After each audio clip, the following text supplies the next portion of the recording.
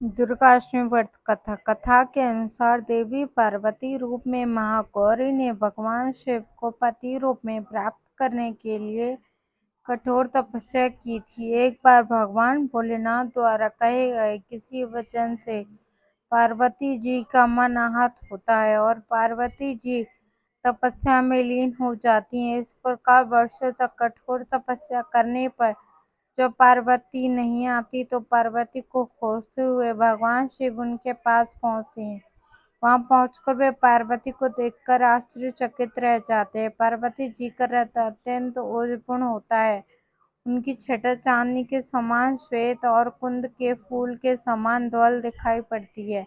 उनके वस्त्राभूषण से प्रसन्न होकर देवी उमा को गौरवर्ण का वरदान देते हैं और वे महागौरी कहलाती है। पूजन विधि। दुर्गाष्टमी पूजा विधि। दुर्गाष्टमी तिथि परम कल्याणकारी, पवित्र, सुख देने वाली और धर्म की वृद्धि करने वाली है।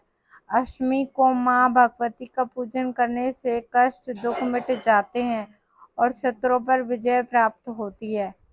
माँ की शास्त्रपति से पूजा करने वाले रोगों से मुक्त होकर धन वैभव से संपन्न होते हैं।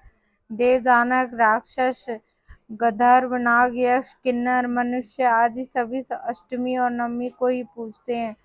कथाओं के अनुसार इसी तिथि को माँ ने चंड मुंड राक्षसों का संहार किया था।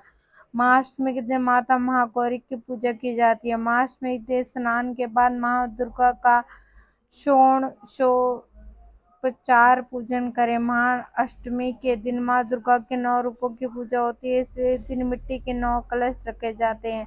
देवी दुर्गा के 9 रूपों का ध्यान कर उनका आह्वान किया जाता है। अष्टमी के दिन कुल देवी की पूजा के साथ ही महाकाली, दक्षिण काली, भद्रकाली और महाकाली की भी आराधना की जाती है। अष्टमी माता को नारियल का भोग लगा सकते हैं, लेकिन इस दिन नारियल खाना निषेध है क्योंकि इसके खाने से बुद्धि का नाश होता है। माता महागौरी अन्नपूर्णा का रूप है।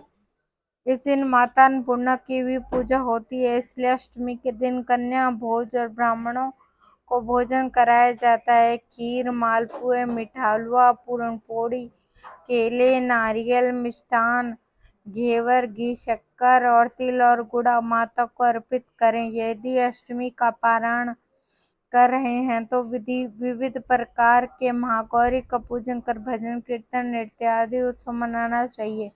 विविध प्रकार के पूजा हवन कर 9 कन्याओं को भोजन खिलाना चाहिए। हलवा आदि प्रसाद वितरित करना चाहिए। जय महागौरी मैया की जय। अगर आपको कविता पसंद आई हो तो सब्सक्राइब कीजिए।